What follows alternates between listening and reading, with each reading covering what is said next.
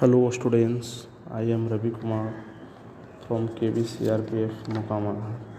आज हम लोग ज्योग्राफी का first chapter resource and development में land degradation and conservation measures यानी भूमि निम्नीकरण और उसके संरक्षण के बारे में जानेंगे कि किस तरह से भूमि का निम्नीकरण हुआ है और उसका संरक्षण किस तरह से किया जा सकता है, मेजर किस तरह से किया जाता है उसके बारे में जानेंगे। ठीक है, तो लैंड एक ऐसा रिसोर्स है जिसका यूज हम पास्ट जनरेशन, जो बीत गया जनरेशन, पूर्वज जो पहले के थे और जो अभी भी हैं वो भी यूज करते हैं, और जो हमारे बाद जो फ्यूचर जनरेशन हुआ वो भी लैंड रिसोर्स का ये यूज करेंगे।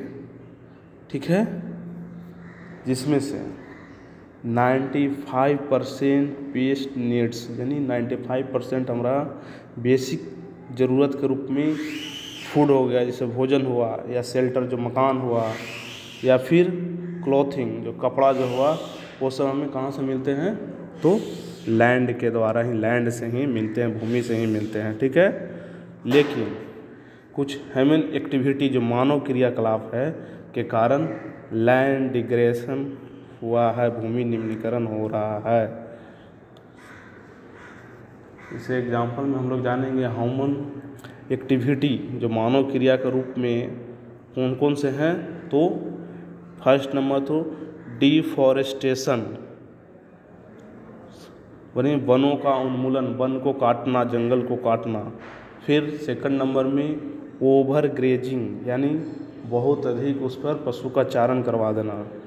और थर्ड नंबर में माइनिंग जो खनन के काम हुआ है, उत्खनन का जो काम होता है, उससे भी लैंड डिग्रेशन में ये सब क्या है, मेन रोल निभा रहे हैं, मुख्य भूमिका के रूप में है। ये सब कौन कौन से? एक है फर्स्ट नंबर में डिफॉरेस्टेशन, वनोन्मूलन, सेकंड नंबर ओवर ग्रेजिंग अति पशुचारण, थर्ड नंबर में माइनिंग। ये सब क्या है, मेन रोल के रूप में है लैंड डिग्रेशन के। ठीक है, भूमि निम्नीकरण के। तो सबसे पहले माइनिंग जो साइट होता है वहाँ पर देखिएगा कि माइनिंग के बाद जब खनन जब होता है तो उसके बाद वहाँ पर क्या होगा, बहुत गहरा खाद टाइप के बन जाता है, डीप स्कार्स जो गहरी खाद के टाइप के बन जाता है। और उसके साथ जो मलबा जो बचा हुआ वेस्ट जो पदार्थ रहता है उसको भी वो वहीं छोड़ दिया जाता है, खुले ही छोड़ देता है बहुत जगह देखिएगा खनन के बाद।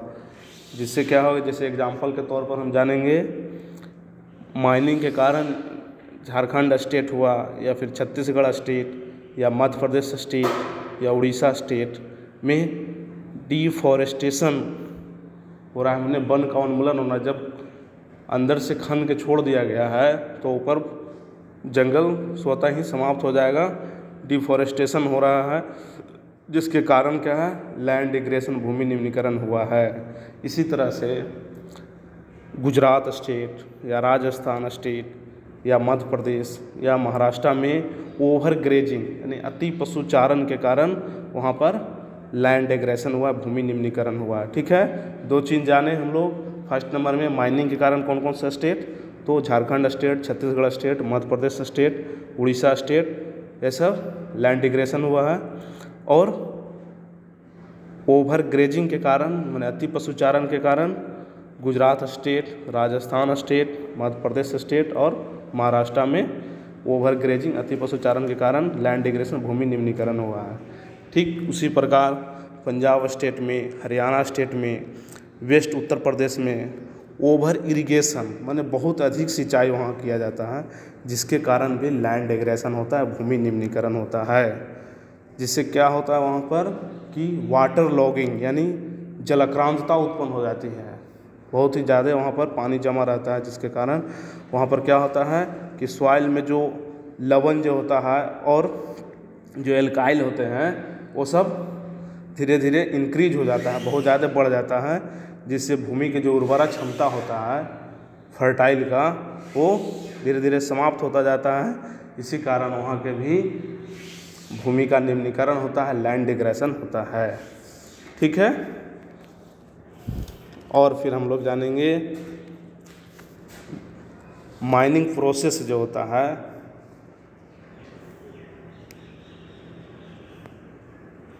माइनिंग प्रोसेस जो खनिज के जो प्रक्रिया है उसके द्वारा भी लैंड डिग्रेशन हुआ है। जैसे एग्जाम्पल के तौर पर हम देखते हैं सीमेंट इंडस्ट्री। सीमेंट इंडस्ट्री में ग्राइंडिंग ऑफ लाइम स्टोन, यानी लाइम स्टोन जो चुना पत्थर होता है उसको पीसा जाता है।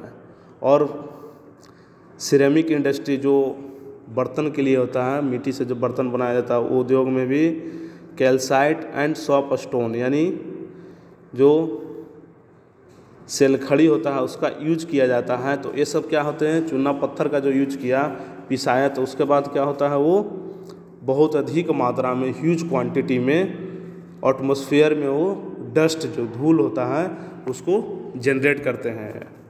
ठीक है, कौन, तो सीमेंट इंडस्ट्री और सिरेमिक इंडस्ट्री से जो डस्ट जो निकलता है, जो हमारा जो बहुत ही अधिक मात्रा में डस्ट उसका निकलता है ह्यूज क्वांटिटी में, जो एटमॉस्फेयर में जनरेट करता है, जिससे भी हमारा लैंड डिग्रेशन होता है। क्यों?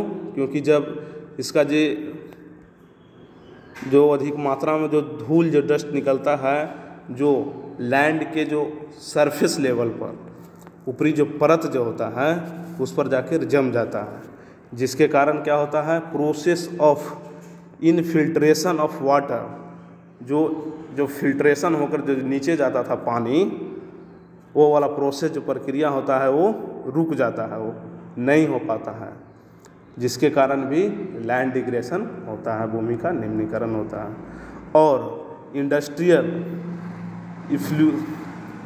इफ्लुएंट एज वेस्ट, यानी जो इंडस्ट्रियल जो है औद्योगिक, वहाँ से जो अपशिष्ट पदार्थ जो निकलता है इंडस्ट्री से, जिसके कारण क्या होता है, लैंड के साथ साथ वाटर पोल्यूट भी हो जाता है। उसका मेन सोर्स के रूप में रहता है लैंड और वाटर पोल्यूट करता है, पोल्यूशन होता है लैंड और वाटर का। किसके थ्रू?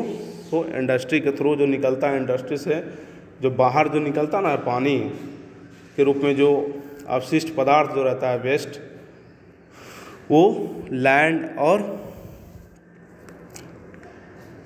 वाटर पोल्यूशन दोनों करता है उससे। ठीक है, मेन सोर्स के रूप में है वो। इतना तक जाने कि हम लोग किस तरह से लैंड डिग्रेशन होता है, हमारा भूमि की उर्वरा क्षमता कमती है और भूमि का निम्नीकरण होता है। अब हम लोग जानेंगे ये जो समस्या है, जो प्रॉब्लम है लैंड डिग्रेशन का, वो किस तरह से हम सॉल्व कर सकते हैं, जिसके बारे में हम लोग जानेंगे। ठीक है, तो प्रॉब्लम को सॉल्व करने के लिए फर्स्ट नंबर है afforestation and proper management grazing, यानी सबसे पहले तो जो वन का जो रोपना ज़रूरी है, वन लगाने की ज़रूरत है जंगल को, और फिर जो चारागाह है उसको ठीक तरह से मैनेजमेंट किया जाए, अच्छे तरीके से उसका प्रबंधन किया जाए। इससे भी लैंड डिग्रेशन की प्रॉब्लम की समस्या जो है वो समाप्त होगी, समाधान होगा कुछ। फिर सेकंड नंबर में आएंगे planting of the shelter belts of plants, यानी पेड़ों की रक्षक मेखला बनाकर, पेड़ों की अच्छे तरीके से लगाकर भी हम लैंड डिग्रेशन को रोक सकते हैं। ठीक है, थर्ड नंबर में control on over grazing. Third number में क्या है,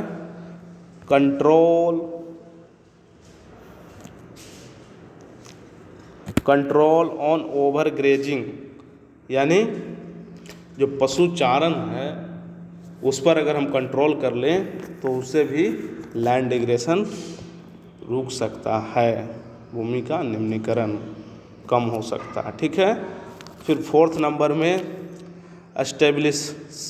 stabilization of sand dunes by the growing थ्रून, यानी जहाँ रेतीला है, टीला है, रेत का जो टीला है, वहाँ पर हम अगर कांटेदार जो झाड़ी जो होता है उसको लगा दें तो भी भूमि के निम्नीकरण की समस्या को कम किया जा सकता है। कौन से रीजन में होगा?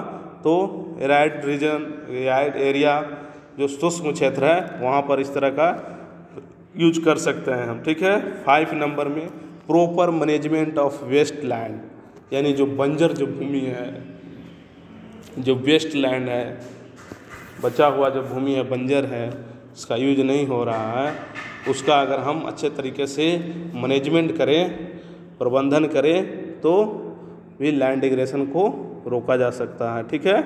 और फिर 6 नंबर में कंट्रोल ऑफ माइनिंग एक्टिविटी, जो खनन के जो क्रिया होती है, कंट्रोल ऑफ माइनिंग एक्टिविटी जो क्रिया होती है, उसको अगर कंट्रोल किया जाए, खनन को नियंत्रण किया जाए, तो भी भूमि का निम्नीकरण कम हो सकता है।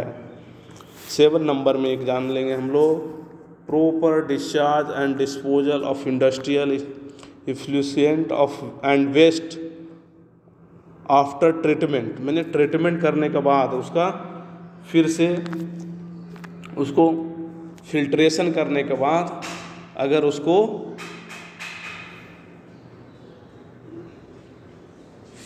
आगे भेजा जाए तो लैंड और वाटर का डिग्रेडेशन को रोका जा सकता है, ठीक है।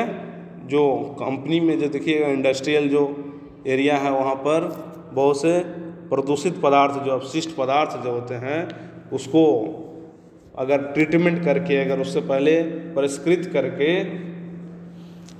उस वाटर को अगर भेजा जाए आगे, तो जहाँ नदी में छोड़ा जाता है या फिर कोई भी लैंड पर छोड़ा जाता है, तो उससे क्या होगा, जब ट्रीटमेंट करके भेजा जाएगा आगे पानी को, तो लैंड और वाटर डिग्रेडेशन के जो समस्या होता है उसको रोका जा सकता है, कम किया जा सकता है, ठीक है। इस तरह से हम लोग आज जाने लैंड डिग्रेडेशन और फिर उसके जो प्रॉब्लम होते हैं लैंड डिग्रेडेशन के, उसको सॉल्व करने के समस्या के बारे में भी हम लोग जाने। ओके।